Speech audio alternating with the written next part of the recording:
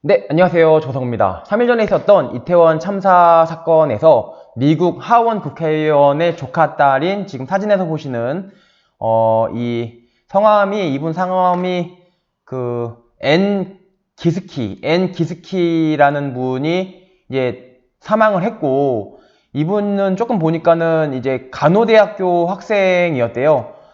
켄터키 대학교 간호학과 3학년이고 이제 한양대학교에 교환학생으로 왔다가 참사 하루 전에 20회 생일을 맞았다. 그러니까 만 20세니까 우리나라 나이로 22살 정도 됐고, 한강에서 생일 케이크 하면서 찍은 사진을 인스타에 올렸고, 바로 다음날 이렇게 유명을 달리한 일이 벌어졌습니다. 그리고 이 여자분의 말하자면 삼촌이 엠마리 기스케의 삼촌이 이렇게 생긴 분이고 좀 닮은 것 같기도 하죠. 이렇게 생기셨고, 네, 이게 삼촌인 것 같은데, 웬스트럽 공화당 하원 의원이에요. 웬스트럽 공화당 하원은, 공화당이 우리나라로 치면은 약간 국민의힘 같이 약간 보수적인 색채를 띠죠.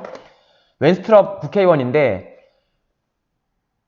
지금 이게 언론에서 다뤄지고 있지 않은데요. 이게 엄청나게 큰 문제가 지금 발생을 했어요. 무슨 문제가 발생을 했냐면,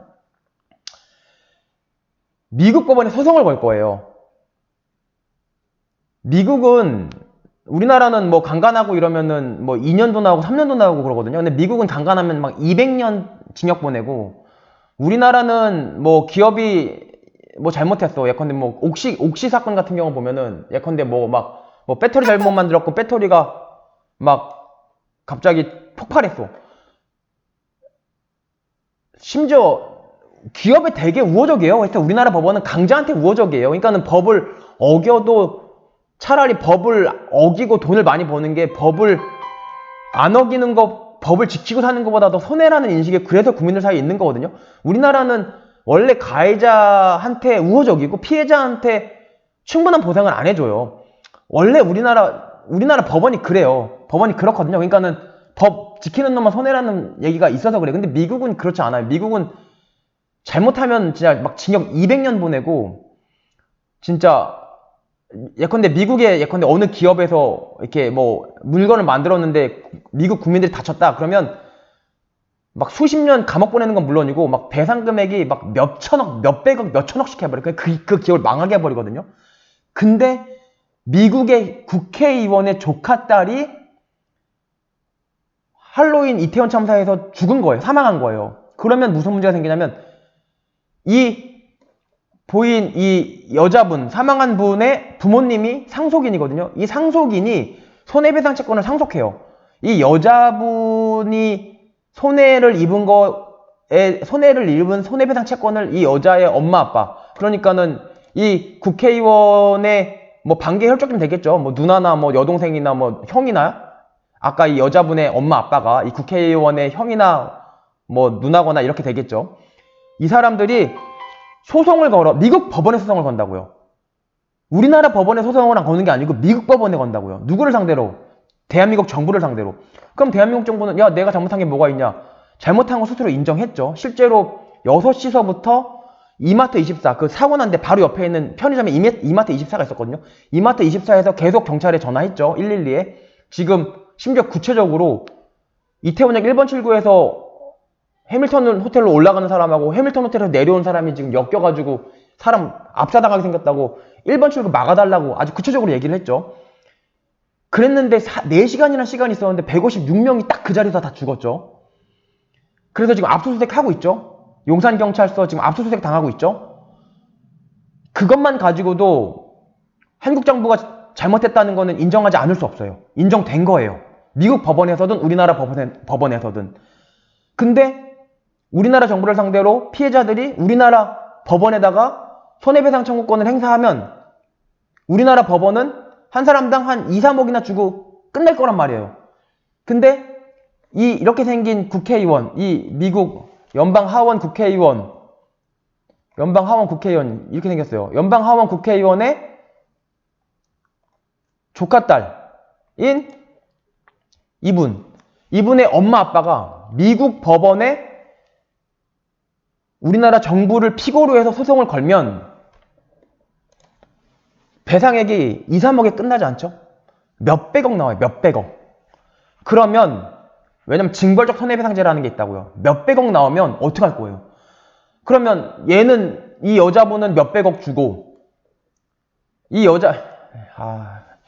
여자분은 몇백억 주고 나머지 사람들은 155명은 몇억 주고 끝낼 수가 있어요? 절대 그렇게 못 끝내요. 그럼 나머지 뭐 미국인은 몸값이 우리의 10배냐? 절대 그렇게 못 끝내요. 그럼 특별법을 제정을 해도 이 사람이 몇백억을 받지 않는 한, 적어도 미국 법원에서 인정되는 금액을 우리나라 특별법 제정에서 주지 않는 한 이 사람의 부모님이 인정하겠어요? 받아들이겠어요? 난 미국 법원 가겠다라고 할 거잖아요. 그랬을 때 이 사람 부모님한테만 우리나라 정부가 몰래 예컨대 몇백억 주고 협의하자, 소취해달라, 미국 법원에서 소취해달라라고 하면 우리나라 사람들이 정보공개 청구하고 야당에서 정보공개 청구하고 또 돌아가신 우리나라 사람들 그 엄마 아빠가 다 국가를 상대로 정보공개 청구해서 너 이 여자분한테는 얼마 줬냐, 사람 목숨이 어떻게 이 여자만 비싸고 우리는 싸냐, 얼마 줬냐 하면 공개해야 된단 말이에요. 예컨대 몇백억 줬다. 그럼 더 난리가 나겠죠. 그러니까 뒤에서 물밑에서 샤바샤바도 못하고 미국 법원은 우리나라 법원보다 훨씬 더 엄격하고 피해자를 두껍게 보호하고 특별법 제정에도 이 사람들의 부모님 미국 법원에서 인정되는 금액만큼 줄 수도 없고 굉장히 지금 골치 아픈 문제가 발생을 하게 되어 있고 심지어 돌아가신 외국분들의 국적이 열 몇 개라고 하잖아요. 각 법원마다 다 소송이 제기될 거예요. 한국 정부를 상대로. 한국 정부가 평소 같으면 잘못한 거 없다. 우리는 할 만큼 다 했다. 거기 간 사람들이 잘못이다. 라고 주장을 법원 가면 하겠지만 할 수가 없게 됐죠. 112 신고가 6시서부터 들어왔고 일본 측을 막아달라고 그랬는데 4시간이라는 시간 동안 그 일도 못 막았고 일본 측도 막지 않았고 그것 때문에 지금 압수수색까지 받고 있잖아요. 서울경찰청이랑 용산경찰서가. 그것만으로도 정부 책임을 부인할 수 없어요. 지금 이 문제가 걸려있다. 이 일을 토대로 해서 미국 법원은 얼만큼 피해자를 두껍게 보호하고 있는지 우리나라 법원도 글로벌 스탠다드 삼성 갤럭시를 글로벌 스탠다드로 만드는 것도 정말 중요하지만 우리나라 법원도 글로벌 스탠다드가 뭔지 어떻게 하는 것이 피해자를 두껍게 보호하는 것인지에 대해서 미국 법원으로부터 싫으나 좋으나 영향을 받고 배울 수밖에 없는 사건이 벌어져서 이 일은 향후 우리나라의 법원의 문화나 우리나라 법제도나 이런 거에도 지대한 영향을 글로벌 스탠다드 수준으로 한 단계 업그레이드 시킬 수 있는 그런 계기를 마련해 줄 걸로 보여진다. 이와 동시에 우리가 지금까지 피해자를 두껍게 옥시에서 막 사람 다 죽었잖아요. 미국 같으면 그건 진짜 난리가 나요. 몇천억 몰아주고 그 완전 기업 망한다고요.